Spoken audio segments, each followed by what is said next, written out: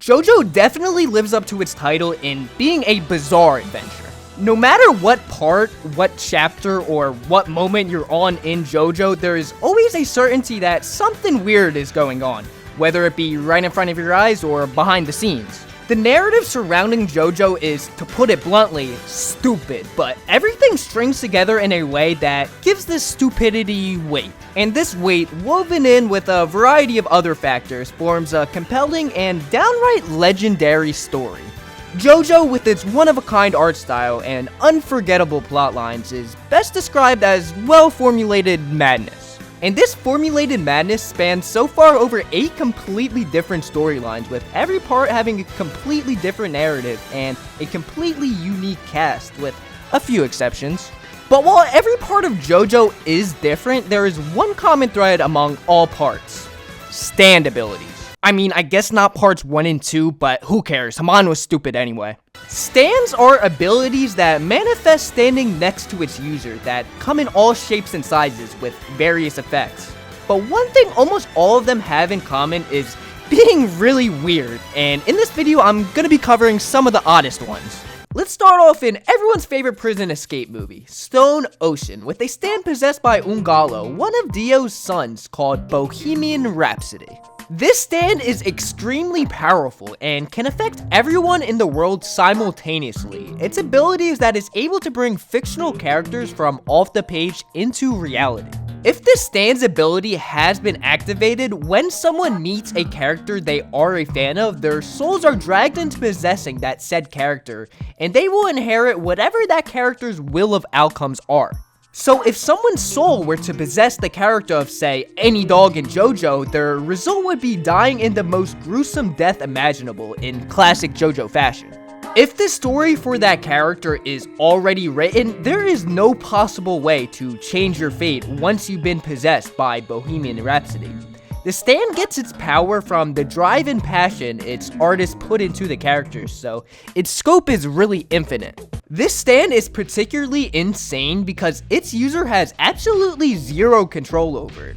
Once it's out there, it's irreversible. This stand is not only extremely powerful in its range, it's also just really out there and pretty interesting, turning fiction into reality. It was also just really weird seeing characters like Mickey Mouse and Spider-Man showing up inside of Jojo. This stand is unfortunately not ever really talked about among Jojo fans, despite how weird and powerful it is, so I thought this stand would be a good one to start with. Another stand from part 6 that, unlike Bohemian Rhapsody, is actually talked about a lot among fans for good reason is Weather Report and Heavy Weather. Weather Report's ability is to control the weather conditions in a close to medium range from its user. This actually seems like kind of a tame stand on paper, right? Just being able to make it rain and stuff, that's not that crazy, but Weather Report can, at will, produce any type of natural occurrence that has ever occurred on Earth, whenever the user wants to. So its user can make lightning strike, produce fire tornadoes, change the Earth's climate, and make it rain goddamn poisonous toads on command. This is an extremely versatile stand in the fact that it can be used both offensively and defensively. And along with the ability to control the weather, this stand lets its user control all aspects of all elements as well. But this is only half of the stand. Once its stand user, who's conveniently named Weather Report, gets fully awakened, their stand turns from Weather Report to Heavy Weather. Heavy Weather is much more powerful than Weather Report, giving its user the ability to single-handedly destroy the ozone layer of Earth. But for how immensely powerful this stand is, it's even more immensely weird. What the stand mostly does is altering the atmosphere to produce rainbows that, when seen by someone, send subliminal messages to that person that they are now, in fact, a snail. So thus, everyone who sees these rainbows effectively actually becomes a snail, with the stand tricking their brain into thinking they have really turned into one. So we get to see a bunch of characters going from being seasoned fighters to reduced to only being able to wobble around on the ground. Yeah, this was definitely one of the most unusual stands throughout JoJo. Like, I don't even know how Araki comes up with stuff like this. Araki just has some interesting ideas brewing through his head, but another really weird stand is Superfly. This stand's user is Toyohiro, and he traps Josuke and Okuyasu with it in part 4. Superfly has no appearance at all, and instead takes object form as a telephone tower. The ability of the stand is trapping its victim inside this telephone tower, giving them no option to leave unless another person enters the stand, passing the effects onto them.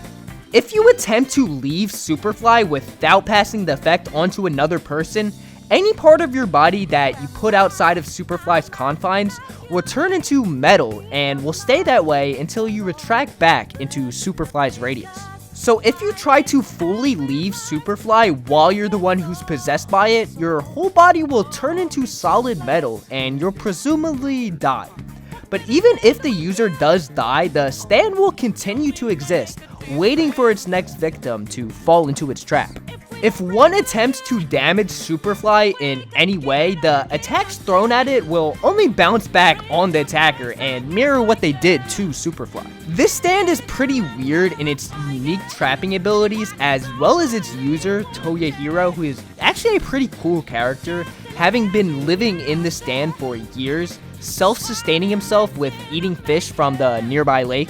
This was definitely a very memorable part of Diamond is Unbreaking. Seeing Josuke and Okuyasu having to deal with this stand was so funny in the anime, and I think it was definitely one of the most strange stands in this part of JoJo. Next is Notorious BIG, a stand from part 5 that definitely lives up to its title. This was by far the stand I felt was most memorable besides some of the obvious ones on my watch through of part 5. Now, this stand is unique in that it's only activated after its user's death, meaning the stand doesn't even become a thing until the user dies. And that's exactly what happened to this stand's user, Carne, after he was shot and killed by Mista before the crew took off in their plane. One thing to note about this stand is that it's pretty much invincible, and once it targets you, it's damn near impossible to get it to stop. When the crew throws Notorious BIG off the plane in part 5, it just keeps reappearing regardless because the stand goes off a motion detection system. Any motion that Notorious BIG senses is where the stand attacks, so the only way to avoid it is by being completely stationary.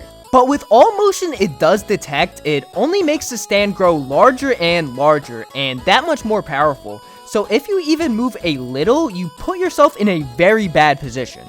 This one is odd in the fact that, which I could be wrong on this, maybe I'm forgetting something, but from what I can remember, it's the only JoJo stand that activates only after its user dies, with most stands deactivating when its user dies. It's also weird in the scenario it's thrown into in the story. Like, dear God, imagine having to stay still with this monstrosity next to you on a plane. One stand that always stood out to me as being pretty interesting is Part 4's Pearl Jam stand ability. This stand ability is possessed by Tonio Trucerati, an unorthodox but very skilled cook in Morio. The Pearl Jam stand is actually one of the only stands in JoJo that plays a supportive role, only benefiting its target. This stand is deployed through Tonio's glorious authentic Italian cuisine he cooks for Josuke and Okuyasu. Once eaten, besides it being delicious, the target gets cured from whatever illness they're suffering from, whether it be a faulty organ or a bad tooth or even a diarrhea problem. This stand honestly seems like a godsend. Like, imagine getting a free delicious pasta meal and having your cancer cured. Wow, amazing. This stand sticks out in JoJo for just how positive it is, when most stand's abilities are just to cause destruction to its target. Seeing the stand's abilities play out in the anime was super entertaining to watch.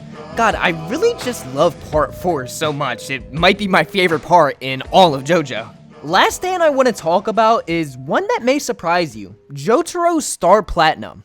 Why this stand is weird is not because its ability is some insane world-altering power, but because it's pretty much the opposite. All this stand's ability is letting Jojo punch people fast, which I feel like is a pretty underwhelming stand for the closest thing we have to a main character in Jojo. You'd think someone this prominent in the series would have something super out there and bizarre as their stand ability, but nah, he just punches. I don't know, I just always thought that was kinda odd, but that about wraps up the video. If you enjoyed, leave a like, maybe subscribe. I have a bunch of other videos on my channel about Jojo, so definitely go check those out, but yeah, I'll see ya.